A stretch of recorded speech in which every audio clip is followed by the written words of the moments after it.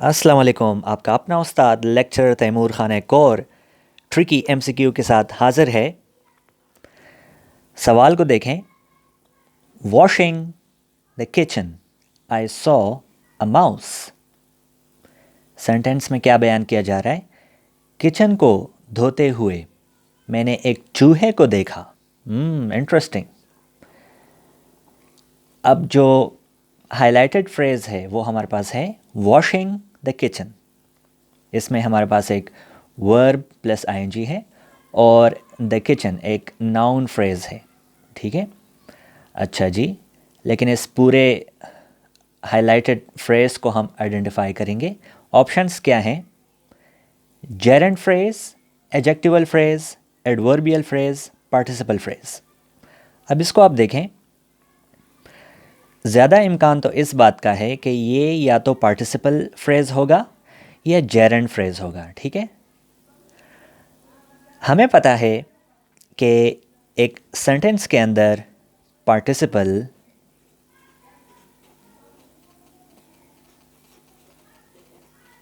Adjective का काम करता है, जबकि जेरेंट नाउन का काम करता है।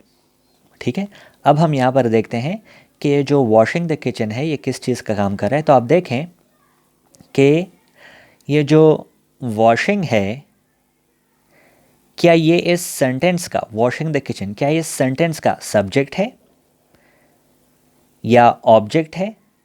तो अगर या तो ये सब्जेक्ट होगा या ऑब्जेक्ट होगा तो ये नाउन का काम करेगा और ये जेरेंट होगा। ठीक है, अब हम इसको देखते हैं। Washing the kitchen I saw a mouse. तो यहाँ पर ये जो वॉशिंग द किचन है ये इस जुमले के सब्जेक्ट का काम नहीं कर रहा। ठीक है, बल्कि अगर हम देखें तो इस जुमले का जो सब्जेक्ट है वो आई है। I saw a mouse. ठीक है, मैंने एक चूहा देखा। वॉशिंग द किचन, किचन को धोते हुए। तो ये जो वॉशिंग द किचन है, चूँकि यहाँ पर सब्जेक्ट नहीं है, ना ही ये किसी वर्ब का ऑब्जेक्ट है, ना ही ये किसी प्रपोजिशन का ऑब्जेक्ट है, तो ये जेरेंट फ्रेज़ नहीं हो सकता, यानी ये नाउन का काम नहीं कर रहा। ठीक है, तो ये यहाँ पर किस चीज़ का काम करे? तो आप देखें, washing the kitchen I saw a movie. इस जुमले में ये जो वर्ब है सॉ, असल में ये जो वॉशिंग द किचन है ये इस वर्ब के मानी में इजाफा कर रहा है। ठीक है, आई सॉ माउस। तो सवाल ये उठता है कि कब? आई सॉ माउस, मैंने एक चूहा देखा। कब देखा? While washing the kitchen, kitchen को धोते हुए। ठीक है, दूसरे अल्फाज में हम यूँ कह सकते हैं, यानी हम इसको एक क्लॉज में भी कन्वर्ट कर सकते हैं कि while I was washing the kitchen I saw a mouse. While I was washing the kitchen I saw a mouse, यानी जब मैं किचन को धो रहा था तो मैंने उस वक्त एक माउस देखा। तो इस फ्रेज़ को हम एक क्लॉज में भी कन्वर्ट कर सकते हैं, तो हमें पता चल जाएगा कि यहाँ पर ये एक एडवर्ब का काम कर रहा है।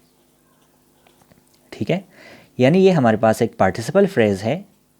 मैंने आपको एक वीडियो में बताया भी था कि पार्टिसिपल सेंटेंस के अंदर एक एडवर्ब का काम भी करता है, या पार्टिसिपल फ्रेज़ एक सेंटेंस के अंदर एडवर्ब का काम भी करता है। तो यहाँ पर ये जो पार्टिसिपल फ्रेज़ है ये यहाँ पर एडवर्ब का काम कर रहा है।